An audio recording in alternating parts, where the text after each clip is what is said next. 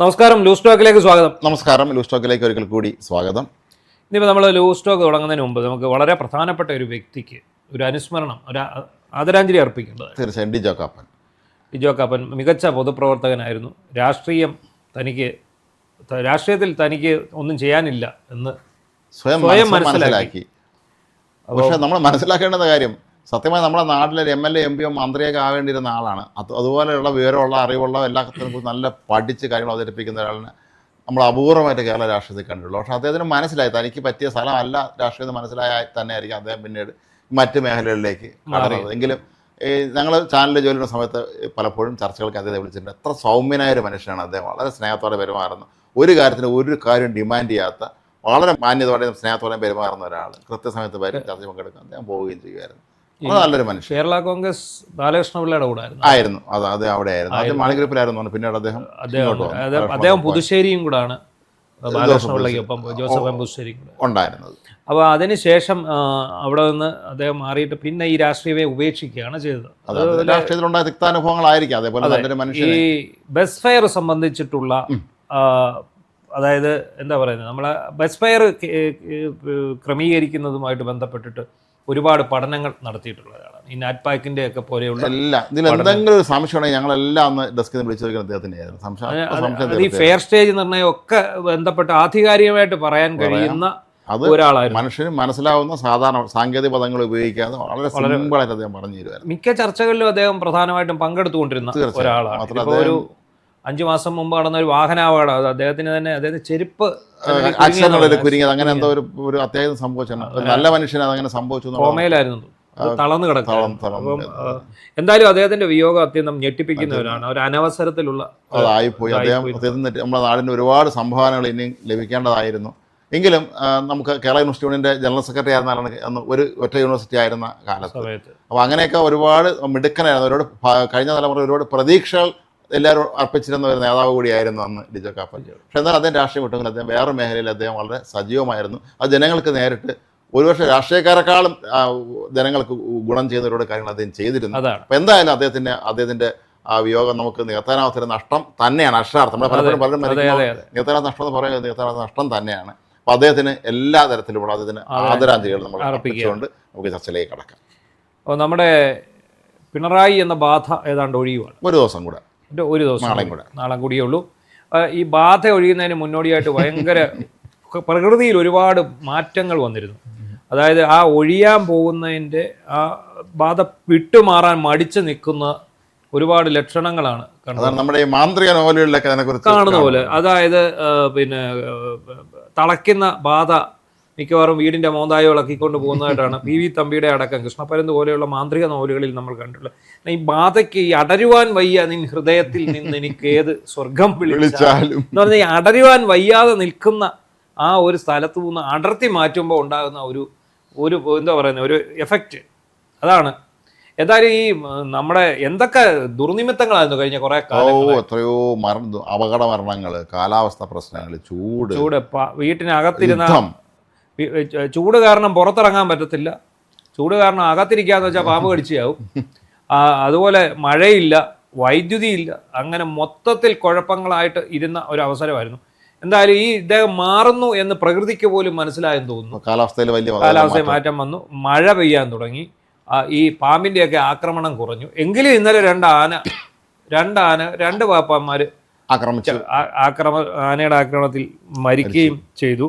നമ്മൾ ഒന്ന് മനസ്സിലാക്കേണ്ട ഒരു കാര്യമുണ്ട്. അപ്പോഴും നമ്മൾ ഈ വെടിക്കെട്ട് പോലെ തന്നെ ചർച്ചയിലേക്ക് വന്ന ഒരു കാര്യമാണ്. ഇപ്പം നമ്മളിത് പറഞ്ഞു വന്നപ്പോൾ സാങ്കേതികമായിട്ട് അങ്ങ് പറഞ്ഞു പോവുകയാണ്. എങ്കിൽ പോലും ഈ ആന കാരണമുള്ള അപകടങ്ങൾക്ക് ഒരു അറുതിയും വരുന്നില്ല. അതെന്താണ് ഗുരുദേവൻ പണ്ട് പറഞ്ഞിട്ടുണ്ട്, കരിയും വേണ്ട കരിമരുന്നും വേണ്ട എന്നുള്ളത്. ഇതിപ്പോൾ രണ്ടും അപകടകാര്യം പണ്ട് എല്ലാവർക്കും അറിയാവുന്നതാണ്. പക്ഷേ എന്തുകൊണ്ടോ സംഭവിക്കുന്നു. അപ്പോൾ ഏതായാലും പിണറായി പോവുകയാണ്.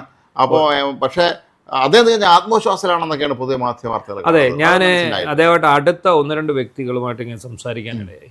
കടുത്ത ആത്മവിശ്വാസത്തിലാണ് പിണറായി വിജയൻ. വീണ്ടും ഭരണം കിട്ടും. അങ്ങനെ മുഖ്യമന്ത്രി ആകാനുള്ള പന്തലിടാനുള്ള നീക്കമാണ്. സത്യപ്രതിജ്ഞ ചെയ്യും. ഉടനെ തന്നെ അദ്ദേഹം സത്യപ്രതിജ്ഞ ചെയ്ത് അധികാരത്തിൽ 5-ാം തീയതി ഈ ക്യാബിനറ്റ് ഒന്നുകൂടെ ചേരും. പിന്നെ പോരായെങ്കിൽ അദ്ദേഹം എല്ലാവർക്കും നന്ദി പറഞ്ഞിട്ടുണ്ട്. വകുപ്പ് മേധാവികളെയൊക്കെ വിളിച്ച് എം വി ഗോവിന്ദൻ ഒഴിച്ച് എല്ലാവർക്കും അദ്ദേഹം നന്ദി പറഞ്ഞു. അതുപോലെ മന്ത്രിമാർക്കെല്ലാം വിജയാശംസയും നേർന്നിട്ടുണ്ട്. നമ്മുടെ മാൻഡ്രേക്ക് എഫക്റ്റ് വെച്ചാണെങ്കിൽ മൊത്തം മന്ത്രിമാർ തോക്കാനുള്ള സാധ്യതയാണ്. അതുകൊണ്ടാണ് പോസ്റ്ററിൽ ഇവരാരും തന്നെ അദ്ദേഹത്തിന് പടം വയ്ക്കാത്തത്. അതെ, മാൻഡ്രേക്ക് എഫക്റ്റ്. കാരണം നമുക്കറിയാം, നമ്മുടെ കൺമുന്നിൽ കണ്ടുകൊണ്ടിരിക്കുക, എത്രയോ വർഷങ്ങളായിട്ട് നമ്മൾ ഈ എഫക്റ്റ് കണ്ടുകൊണ്ടിരിക്കുന്നു. അങ്ങനെയാണല്ലോ അത് ഈ മാൻഡ്രേക്ക് എന്ന് പറയുന്ന പേര് പോലും അദ്ദേഹത്തിന്. ഏതായാലും ഈ വളരെ രസകരമാണ് സർവേകൾ പുറത്തു വരുമ്പോൾ. ഇന്നലെ ഒരു സർവേ പുറത്തു വന്നിരുന്നല്ലോ, നമ്മളെ എക്സിറ്റ് പോൾ സർവേ, പിന്നാലെ വേറെ സർവേയും പുറത്തു വന്നിരുന്നല്ലോ. അത് പീപ്പിൾസ് പൾസോ അങ്ങനെ എന്തോ ആണ്. അത് വളരെ വിചിത്രമാണ് അതിലെ കാര്യങ്ങൾ പലതും. ഈ സർവേകള് ഒക്കെ ഏതാണ്ട് യഥാർത്ഥ ഫലത്തോട് ഏകദേശം അടുത്ത് ചേർന്ന് നിൽക്കും, ഏകദേശം അടുത്ത് വരും. ഈ അടുത്ത് വരുമെന്ന് പറഞ്ഞാൽ പോലും എന്താണ് ഇപ്പോഴും അവർ സമ്മതിച്ചു തരില്ല. ഭരണവിരുദ്ധ തരംഗം ഇല്ല എന്നുള്ള ഒരു നിലപാടിലാണ് CPM ഉറച്ചു നിൽക്കുന്നത്. CPM-ഉം അന്തംഗമ്മികൾ ഉറച്ചു നിൽക്കുന്നത്. അത് പക്ഷേ പുറമേ മാത്രമേ ഉള്ളൂ കേട്ടോ. നമ്മൾ കേരളത്തിൽ എത്ര മണ്ഡലങ്ങൾ, 140 മണ്ഡലങ്ങളിൽ നമ്മുടെ പ്രതികൾ പോയി, നമ്മൾ രണ്ടുപേരും ഈ രണ്ട് ജില്ലകൾ വെച്ച് പോയി. അതെ അതെ.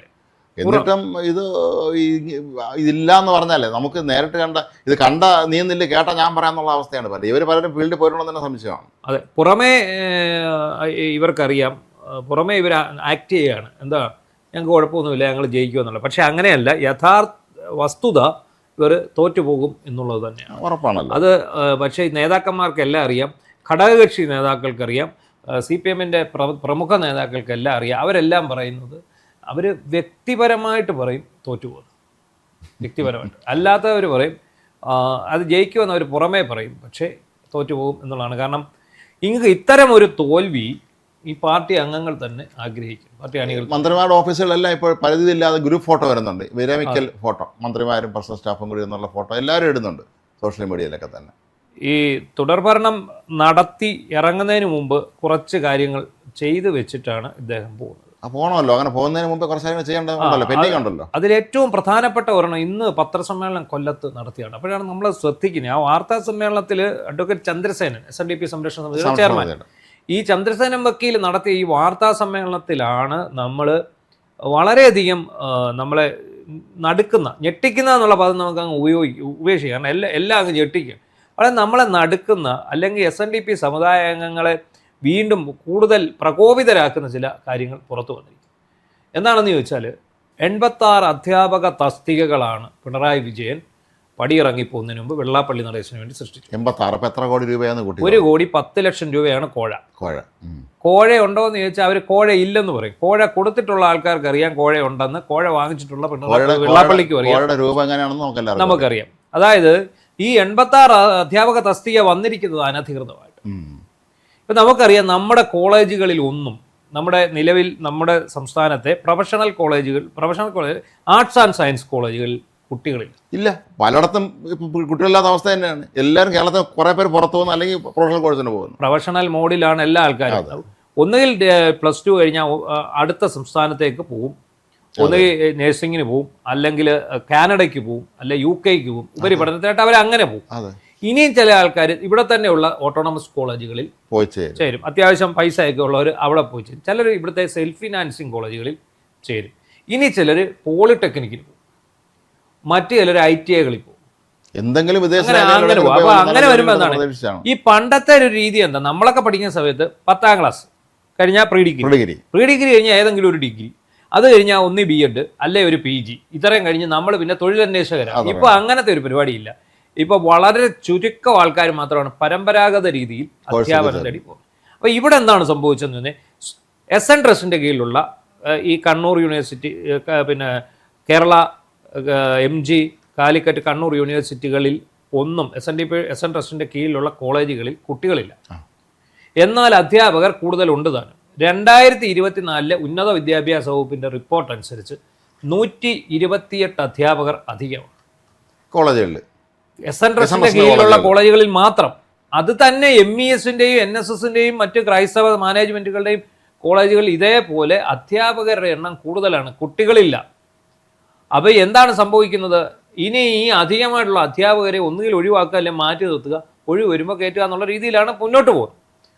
അങ്ങനെ ഇരിക്കുമ്പോഴാണ് ഈ കഴിഞ്ഞ ജനുവരിയിൽ SN ട്രസ്റ്റിനായിട്ടൊരു അദാലത്ത് വയ്ക്കും, അവർക്ക് മാത്രം, ഉന്നത വിദ്യാഭ്യാസ വകുപ്പ് മന്ത്രിയുടെ നേതൃത്വത്തിൽ. ആ അദാലത്ത് വെച്ചിട്ട് മറ്റുള്ളവർക്ക് വിഷമം തോന്നരുതല്ലോ, അങ്ങനെ NSSനെയും MESനെയും കൂടെ വിളിച്ചിട്ട് ഈ അദാലത്ത് വെച്ചിട്ട് SN ട്രസ്റ്റിന് മാത്രം 86 അധ്യാപക തസ്തികകൾ അനുവദിച്ചു കൊടുക്കും കോളേജിലേക്ക്. ബാക്കിയുള്ളവർക്ക് ഇല്ല.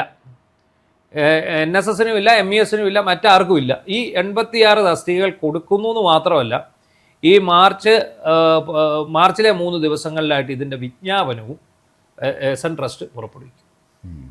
SN ട്രസ്റ്റ് സെക്രട്ടറി എന്ന് പറയുന്നത് വെള്ളാപ്പള്ളി നടേശനാണ്. അപ്പോൾ വെള്ളാപ്പള്ളി നടേശന് ഇത് കൊടുക്കുമ്പോൾ 1,10,00,000 കോഴ ഒരു സീറ്റിന്, അധ്യാപക തസ്തിക. പിള്ളേർ എവിടെയെന്ന് ചോദിച്ചാൽ പിള്ളേരില്ല. ഉന്നത വിദ്യാഭ്യാസ വകുപ്പിൻ്റെ തീരുമാനം അല്ലെങ്കിൽ അവരുടെ ചട്ടം എന്താണെന്ന് ചോദിച്ചാൽ ഈ അധികമായുള്ള അധ്യാപകരെ വരുന്ന ഒഴിവുകളിലേക്ക്, മറ്റു കോളേജുകൾ വരുന്ന ഒഴിവുകളിലേക്ക് നിയമിക്കുക എന്നുള്ളതേ ഉള്ളൂ. ഇനി അതല്ല, നിങ്ങൾക്ക് അധ്യാപകരെ എടുക്കണമെങ്കിൽ ഗസ്റ്റ് ലെക്ചററെ വെച്ച് ക്ലാസ് നടത്താൻ. പക്ഷെ ഇതൊന്നും നമ്മുടെ പിണറായിയുടെ ഒക്കച്ചങ്ങായി ആയിട്ടുള്ള വെള്ളാപ്പള്ളി നടേശന് ബാധകമല്ല.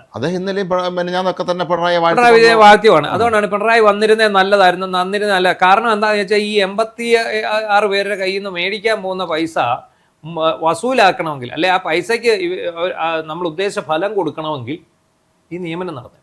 അതുപോലെ തന്നെയാണ് പല തീരുമാനങ്ങളും ഇപ്പോൾ മന്ത്രിസഭ തീരുമാനിച്ചല്ലേ പറയുന്നത്, വേണ്ടപ്പെട്ടവരെ രക്ഷിക്കാൻ വേണ്ടിയുള്ളത്. അപ്പം എന്താ സംഭവിച്ചെന്ന് ചോദിച്ചു കഴിഞ്ഞാൽ ഇപ്പോൾ ഈ 86 അധ്യാപക തസ്തികയിലോട്ട് നിയമനം വരാൻ പോവാ. 128 പേര് അധികമായിട്ട് അധ്യാപകർ കിടക്കാണ്. അപ്പൊ എത്രയായി? ഏതാണ്ട് 200-210ഓളം അധ്യാപകർ അധികമായിട്ട് SN ട്രസ്റ്റിന്റെ കീഴിലെ കോളേജുകൾ കിടക്കും. നാട്ടിൽ നടക്കും. അപ്പോൾ വെള്ളാപ്പള്ളി നടേശൻ ഒരു 100 കോടി സൗജന്യമായിട്ട് കൊടുത്തിട്ടാണ് നമ്മുടെ പിണറായി വിജയൻ ഇറങ്ങിപ്പോകുന്നത്. ചുമ്മാതല്ല, ഉദ്ദിഷ്ട കാര്യത്തിന് ഉപകാരസ്മരണയാണ്. 2 ഘട്ടങ്ങളിൽ അദ്ദേഹത്തിന്റെ രക്ഷയ്ക്കെത്തി. എവിടെയാണെന്നറിയോ? ഒന്ന്, ഇയാളുടെ അയ്യപ്പക്കോപ്പ പറ്റാൻ വേണ്ടി പിണറായി നടത്തിയ പൂജ. അവിടെ മുഖ്യമന്ത്രിയുടെ കാറിൽ കയറി വന്നിട്ട് പറഞ്ഞല്ലോ മുഖ്യമന്ത്രിയുടെ ഭക്തനാണെന്ന് പറഞ്ഞു, അയ്യപ്പ ഭക്തനാണെന്ന് പറഞ്ഞല്ലോ. ജഗദീഷ് ശ്രീകുമാർ പറഞ്ഞില്ലേ, പൂജ സുനാമണി നടക്കുമ്പോൾ അതിന് ഇദ്ദേഹത്തെ ലോകത്തെ അറിയിക്കണം, ഇദ്ദേഹം അയ്യപ്പ ഭക്തനാണെന്ന് ലോകത്തെ അറിയിക്കണം. അപ്പം പിണറായി വിജയൻ അത് വിളിച്ചു പറയാൻ കഴിയില്ല. കാരണം അദ്ദേഹം മസിൽ പിടിച്ച് അയ്യപ്പൻ്റെ മുമ്പിൽ പോയി അയ്യപ്പൻ ഇയാടെ കിണ്ടി മോഷ്ടിച്ച പോലെ ഇങ്ങനെ നിന്നതാണ്. അപ്പോൾ എന്താണ് സംഭവിച്ചത്? അയ്യപ്പൻ്റെ മുമ്പിൽ പോയി മസിൽ പിടിച്ച് നിൽക്കുക, അയ്യപ്പനെ ഇങ്ങനെ മുഖം വീർപ്പിച്ച് കാണിക്കുക. അപ്പോൾ അയ്യപ്പൻ ശരിക്കും പണി കൊടുത്തു എന്ന് വിശ്വാസികൾ പറയുന്നു. മക്കൾ പോയി പാപപരിഹാര ക്രിയകളെല്ലാം ചെയ്തു. എന്താണെങ്കിലും ശരി, ഈ അയ്യപ്പ സംഗമ വേദിയിൽ വെച്ച് പിണറായി വിജയൻ അയ്യപ്പ വിശ്വാസിയാണെന്ന് ഇയാൾ ഉറക്കെ വിളിച്ചു പറയുന്നു. പിണറായി വിജയൻ തിരുത്തുന്നില്ല. അല്ലാത്ത സമയത്താണെങ്കിൽ അമ്മാതിരി പറച്ചിലൊന്നും വേണ്ട, അത് പറയേണ്ട ആളാണ്, അത് പറഞ്ഞിട്ടില്ല. അപ്പോൾ അത് പറയുന്നു. പിന്നെ അതിനുശേഷം മലപ്പുറത്തെ മുസ്ലിങ്ങൾക്കെതിരെ രൂക്ഷമായ ആക്രമണമാണ് വെള്ളാപ്പള്ളി നടേശൻ അഴിച്ചുവിട്ടത്. നമുക്കറിയാം, ഒരു പത്രപ്രവർത്തകൻ, അയാൾ മുസ്ലിം, ജാതി ചോദിച്ച് നീ മുസ്ലിം അല്ലേ, നീ ഈരാറ്റുപേട്ടക്കാരെ മുസ്ലിം അല്ലേ എന്ന് പറഞ്ഞാൽ അയാളുടെ മൈക്ക് തട്ടി എറിഞ്ഞു. അയാൾ ആക്രമിച്ചില്ലെന്നേ ഉള്ളൂ, ഇല്ലേ? എന്നിട്ട് ഇയാള് ഇവിടെ നിന്ന് പിണറായി വിജയന് വേണ്ടി വീണ്ടും പ്രകീർത്തനങ്ങൾ നടത്തിക്കൊണ്ടിരിക്കുക. എന്തിനാണ്? ഈ 87 അധ്യാപക തസ്തിക വഴി കിട്ടുന്ന 110 കോടി 100 കോടി രൂപയുടെ പോക്കറ്റ് വീഴുന്നതിന് മാത്രമല്ല, ഇയാളെ വേറെ എത്ര കേസുകളിൽ നിന്ന് തലകൂരി കൊടുത്തിട്ടുണ്ടെന്നുള്ളത് കുറച്ച് അടുത്ത സർക്കാരും അറിയാൻ പറ്റും. ഇതിനകത്ത് വേറൊരു കാര്യമുള്ള, ഈ പുതുതായിട്ട് വരുന്ന സർക്കാരും ഇയാളെ ഒന്നും ചെയ്യത്തില്ല, ഇല്ല, ഒന്നും ചെയ്യാൻ പോകുന്നില്ല. പക്ഷേ ഒരു കാര്യം പറയണ്ട, നിലവിൽ വെറും SNDP യോഗത്തിന്റെ ജനറൽ സെക്രട്ടറി വെള്ളാപ്പള്ളി നടേശൻ അല്ല. അയാളുടെ ജനറൽ സെക്രട്ടറി സ്ഥാനത്ത് നിന്ന് അയാൾ അയോഗ്യത കൽപ്പിച്ചു. ഒരു കാവൽ സെക്രട്ടറി, അത്രയേ ഉള്ളൂ. അയാൾക്ക് നയപരമായ തീരുമാനമൊന്നും എടുക്കാൻ കഴിയില്ല, മറ്റു കാര്യങ്ങളൊന്നും ചെയ്യാൻ പറ്റില്ല. SNDP യോഗം ജനറൽ സെക്രട്ടറി ഇത് പറയാം, പിണറായി പോകുന്നതിന് മുമ്പ് വേണ്ടപ്പെട്ടവരെ സഹായിച്ചു. അതുപോലെ പല ഉദ്യോഗസ്ഥർക്കും ഇപ്പം ഇന്ന് ഒരു ലിസ്റ്റ് വന്നിട്ടുണ്ട് സ്ഥാനക്കയറ്റത്തിന്റെ. കേരള പോലീസ് സേനയിൽ കുറെ SHOമാരെ സ്ഥാനക്കയറ്റം നൽകി DYSPമാരാക്കിയിട്ടുണ്ട്. ഒരു DYSPയെ അഡീഷണൽ SP ആക്കിയിട്ടുണ്ട്. കഴിഞ്ഞ ദിവസം കണ്ട ഒരു തഹസിൽദാർ റിട്ടയർ ചെയ്യുന്ന തലേദിവസം ഡെപ്യൂട്ടി കളക്ടറായിട്ട് നിയോഗിച്ചു. അതെ. അപ്പൊ ഈ പറയുന്ന സമയത്ത് തങ്ങൾക്ക് വേണ്ടി പ്രവർത്തിച്ചുകൊണ്ടിരുന്ന ആൾക്കാരെയൊക്കെ ഇവർ ഇത് ചെയ്തുകൊണ്ടിരിക്കുകയാണ്. അതുപോലെ സുജിത് ദാസ് എന്ന് പറയുന്ന SP-ക്കെതിരായ അന്വേഷണം അദ്ദേഹത്തിന് ക്ലീൻ ചിറ്റ് കൊടുത്ത് അവസാനിപ്പിച്ചിട്ടുണ്ട്. അത് അമ്പുക്ക് ഇടപെട്ടതുകൊണ്ടാണോ, അമ്പുക്കയുടെ ഒത്തുകളിയാണോ, അത് അമ്പുക്കയ്ക്ക് സ്വന്തം മൊബൈൽ ഫോൺ കൈമാറാനുള്ള ബുദ്ധിമുട്ടുണ്ടോണോ എന്ന് അറിഞ്ഞു. അമ്പുക്കയ്ക്ക് ഫോൺ കൊടുക്കാൻ പറ്റാത്തതുകൊണ്ടാണ്. അമ്പുക്കയുടെ ഫോൺ കൊണ്ട് ഹാജരാക്കാൻ പോലീസ് പറഞ്ഞു. അമ്പുക്ക പറഞ്ഞു കഴിയില്ല. കാരണം എന്താ? അതിനകത്ത് പലവിധ രഹസ്യങ്ങളുണ്ട്. ആഫ്രിക്ക മുതൽ ഇനി ഏഷ്യ ഭൂഖണ്ഡത്തിന് ഇങ്ങനെ അറ്റം വരെ കിടക്കുന്ന രഹസ്യങ്ങൾ ഒരുപാടുണ്ട്. അത് കൊടുത്താൽ അമ്പുക്ക ആദ്യം അകത്തു. അപ്പം പുള്ളിക്ക് മനസ്സിലായി, പിണറായി വിജയനെ ചീത്തയും വിളിച്ചു, പി ശശിയെ തെറിയും വിളിച്ചു, അജിത് കുമാറിനെ ചീത്ത വിളിച്ചു. ഇതെല്ലാം വന്നിരിക്കുന്ന സാഹചര്യത്തിൽ ഞാൻ എൻ്റെ ഫോൺ കൊടുത്താൽ ഞാനത് എൻ്റെ കുഴി തോണ്ടുന്നതിന് തുല്യമായിരിക്കും എന്ന് അൻവർക്കായ്ക്ക് മനസ്സിലായി. അങ്ങനെ അമ്പുക്ക അത് കൊടുക്കാതെ മാറി. അവസാനം സുജിത് ദാസ് തൻ്റെ ഒരു വാദഗതി മുന്നോട്ട് വെച്ചു. ഇത് എൻ്റെ സൗണ്ട് അല്ല, ഞാൻ വിളിച്ചിട്ടില്ല. പറയാമല്ലോ ആണെന്ന് പറയാം. വാട്സപ്പിലാണ് വിളിച്ചത്.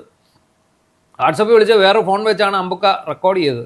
അപ്പോൾ വാട്സപ്പിൽ വിളിച്ചത് ഒരിക്കലും രേഖയിൽ വരില്ല. മറ്റേ കോൾ ഡീറ്റെയിൽസ് എടുത്തെങ്കിൽ മാത്രമേ കോൾ വിളിച്ചതായിട്ട് രേഖയിൽ വരും. പിന്നെ ആ സംഭാഷണത്തിൽ സുജിത് ദാസ് പറയുന്നത് ഈ പിണറായി വിജയനെയും പി ശശിയെയും അജിത് കുമാറിനെയും എല്ലാവരെയും നല്ല പേഷായിട്ട് പറഞ്ഞു വിടുന്നുണ്ട്. അപ്പോൾ ആ ഒരു പേര് പറഞ്ഞ് എന്തായാലും അയാളുടെ അല്ലാന്ന് അയാൾ പറഞ്ഞു. അപ്പോൾ എനിക്ക് തോന്നുന്നു അതൊരു സെറ്റിൽമെന്റിന്റെ ഭാഗമാണ്. മാത്രമല്ല മോൺസൺ മാവങ്കലിന്റെ കൂടെ എന്ന് പറയുന്ന ഗോകുലത്ത് ലക്ഷ്മണ ക്ലീൻ ചിറ്റ് എല്ലാവർക്കും. പിന്നെ 3 സ്റ്റാർ വെച്ച് റിട്ടയർ ചെയ്ത് 3 വർഷവും കാറിൽ 3 സ്റ്റാറും വെച്ചാണ് തച്ചങ്കരി 250 രൂപ എടുത്താൽ മതി എന്ന് പറഞ്ഞാൽ അത് സെറ്റ്. അപ്പോൾ നമുക്കൊക്കെ ഇതിൻ്റെ ഒരു പാഠമാണ് കേട്ടോ. നോക്കുകയാണെങ്കിൽ വലിയ കാറുണ്ടെങ്കിലും 3 സ്റ്റാർ വെച്ച് നടക്കുക. 250 കയ്യിൽ വെച്ചിരുന്നാൽ മതി.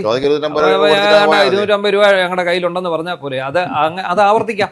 അതാണ് അതിനകത്ത് ഏറ്റവും വലിയ അപകടം എന്ന് പറയുന്നത്. വഴിയെ പോകുന്ന കള്ളനോ കൊലപാതകി ആണെങ്കിലും അവൻ 3 സ്റ്റാർ വെച്ചാൽ മതി. അപ്പുറത്ത് നിരന്ന് പോലീസ് സല്യൂട്ട് അടിച്ചോളും. അങ്ങനെ ഒരു അവസ്ഥയിലേക്കാണ് കാര്യം.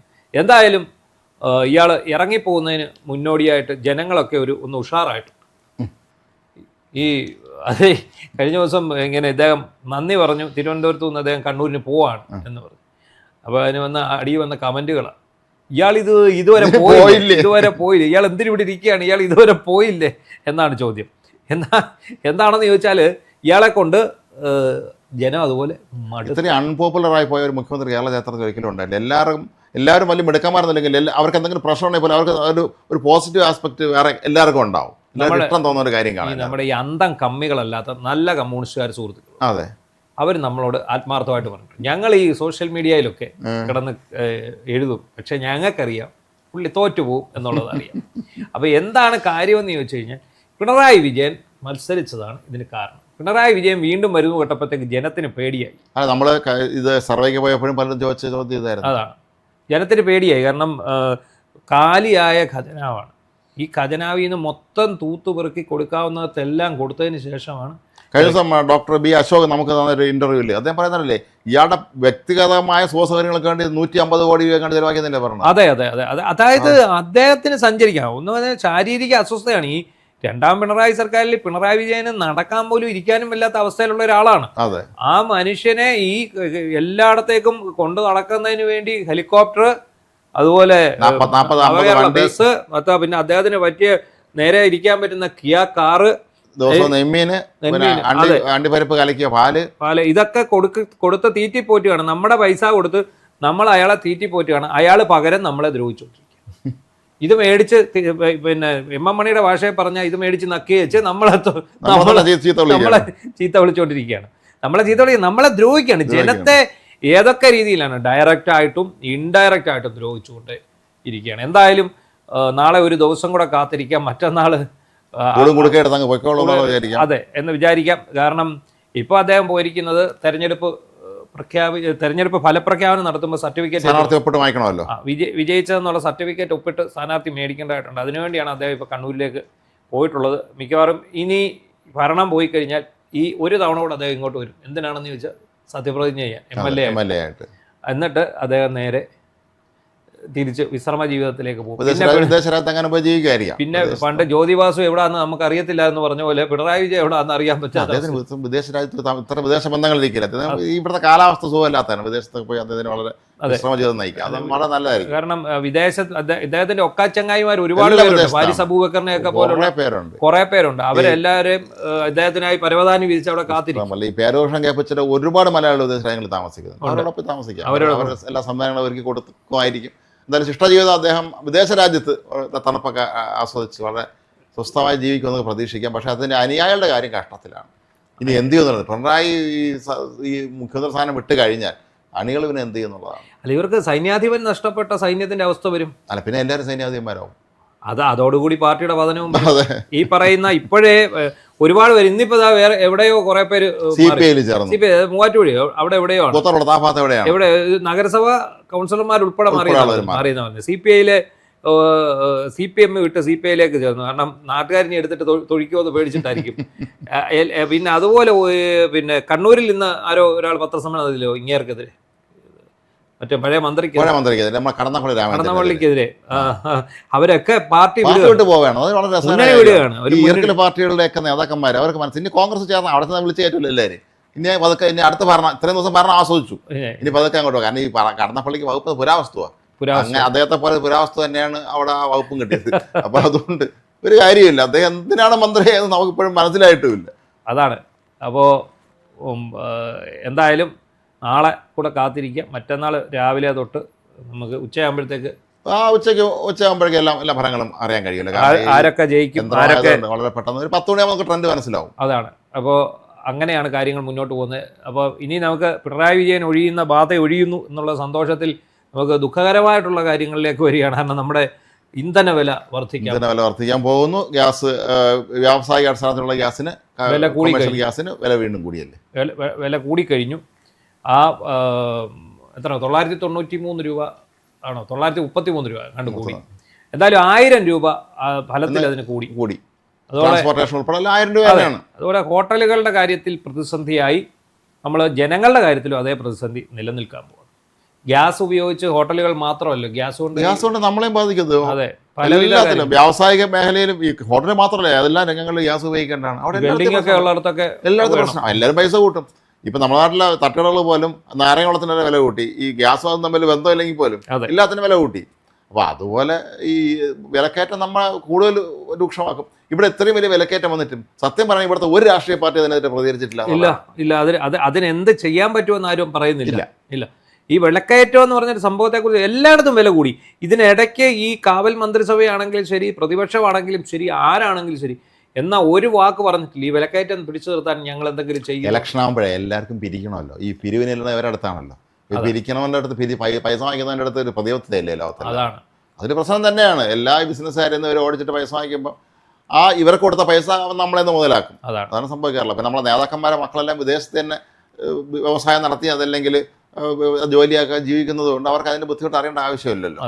അതാണ്. അപ്പം എന്തായാലും പശ്ചിമേഷ്യൻ യുദ്ധത്തിൻ്റെ പശ്ചാത്തലത്തിൽ ഗ്യാസിനും ഇന്ധനത്തിനും യുദ്ധത്തിനെ കുറിച്ച് പറഞ്ഞപ്പോഴാണ് ട്രംപ് പറഞ്ഞിട്ടുണ്ട് എന്താ യുദ്ധം തൽക്കാലം അവസാനിച്ചെന്നൊക്കെയാണ് ഇപ്പം പറയുന്നത്. അദ്ദേഹം യുദ്ധം അവസാനിച്ചു സത്യത്തിൽ, അല്ലേ? യുദ്ധം അവസാനിച്ചു. ഈ യുദ്ധത്തിന് ശേഷമുള്ള കരാർ ഏത് യുദ്ധം കഴിഞ്ഞാലും ഒരു ട്രീറ്റി ഉണ്ടാകാറുണ്ട്, ഒരു കരാർ ഉണ്ടാകാറുണ്ട്, ഒരു ഉടമ്പടി ഉണ്ടാകാറുണ്ട്. ഇപ്പോൾ 1-ാം ലോക മഹായുദ്ധം കഴിഞ്ഞപ്പോഴും 2-ാം ലോക ഓരോ ട്രീറ്റിയോട് കൂടിയാണ് ഈ ഇന്ത്യ പാകിസ്ഥാൻ സിമില കരാർ ഒപ്പിട്ടിട്ടുണ്ട്. പക്ഷെ ഈ ഒരു കരാർ ഇല്ലാത്തത് കാരണം ആണ് ഇപ്പം നമ്മളെല്ലാം അനുഭവിച്ചുകൊണ്ടിരിക്കുന്നത്. ഇതിന് ഒരു പരിഹാരം കണ്ടെത്താൻ ട്രംപിന് മാത്രമേ കഴിയുള്ളൂ. പക്ഷേ അത് അയാളുടെ അനാവശ്യമായ ഈഗോയും ഈ തൻപോരിമയും അതല്ലെങ്കിൽ ഈ പ്രായമായതിൻ്റെ പ്രശ്നങ്ങളുമൊക്കെ തന്നെയായിരിക്കും. ട്രംപ് ഇതൊന്നും കണ്ട ഭാവം പോലും കാണിക്കുന്നില്ല.